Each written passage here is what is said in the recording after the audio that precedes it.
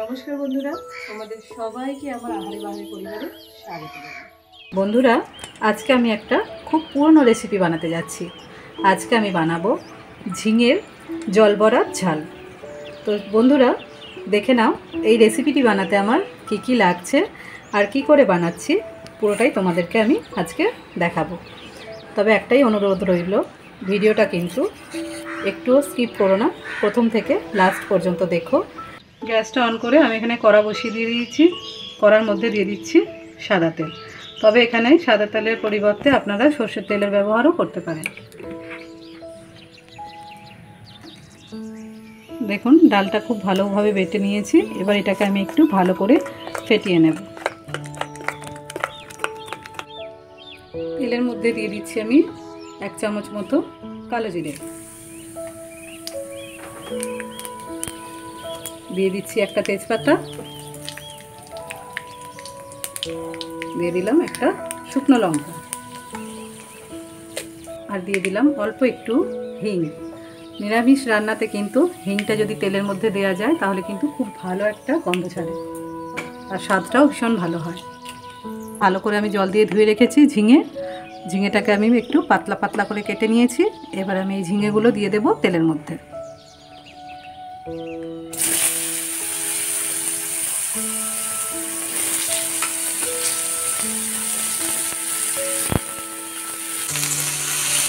এবার একটু ভালো করে নাড়াচাড়া করে আমি ঝিঙেগুলোকে ভেজে নেব। দেখুন, ঝিঙেটা দিয়ে আস্তে আস্তে জল ছাড়তে আরম্ভ করেছে। হলুদ গুঁড়ো,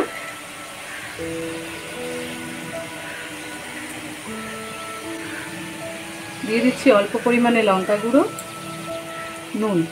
নুনটা কিন্তু পরিমাণ মতো দেবেন।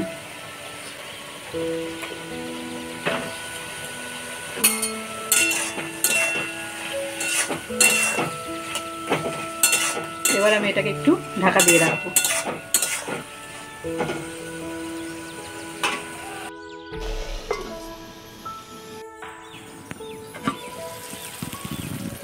ঝিঙেটা থেকে কিন্তু অনেকটাই জল বেরিয়ে এসছে। দেখুন, এখানে কিন্তু আমি কোনো জল দিইনি, এটা কিন্তু ঝিঙের জলটাই বেরিয়ে এসছে। একটু একটু করে আমি দিয়ে দেবো এখানে ডাল বাটাগুলো। আপনারা চাইলে হাত দিয়েও দিতে পারেন।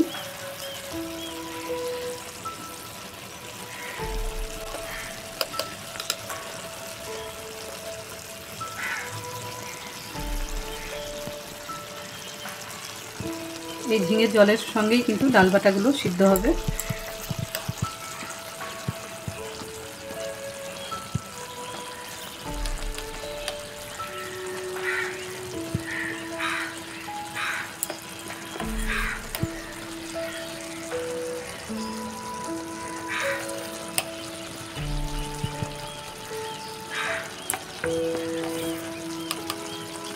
বাড়িতে একবার হলেও আপনারা বানিয়ে খেয়ে দেখবেন কীরকম হচ্ছে।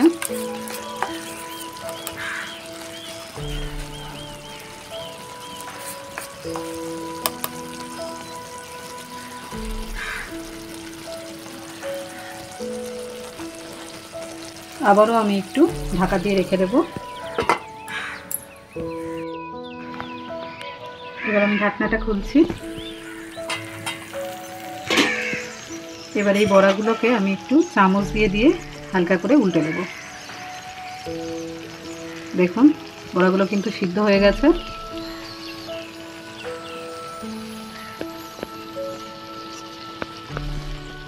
সব বড়াগুলোকে দেখুন এখানে আমি উল্টে দিয়েছি।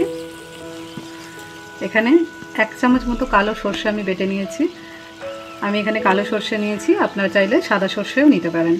এবার এই সর্ষেটা আমি দিয়ে দিচ্ছি ওপর থেকে।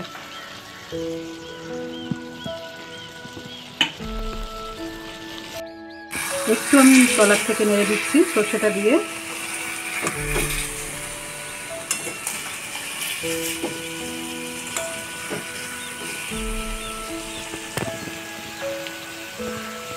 এই ডাল বাটা জাগটা ধুয়ে আমি অল্প একটুখানি দিয়ে দিচ্ছি জল।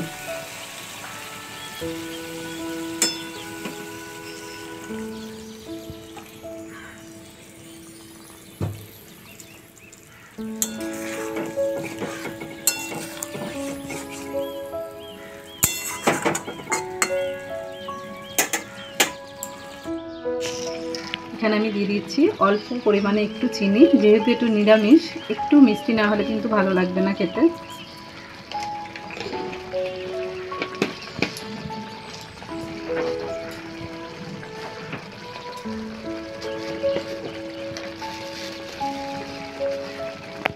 দিয়ে দিলাম অল্প পরিমাণে কাসুরি মেথি।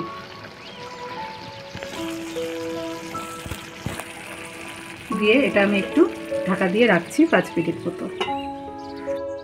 ঢাকনাটা আমি খুলে নিচ্ছি এবার। দেখুন কত সুন্দর এসছে। আর সব শেষে দিয়ে দিলাম থেকে 2টো কাঁচা লঙ্কা চেরা। কাঁচা লঙ্কার গন্ধটা কিন্তু খুবই সুন্দর ওঠে।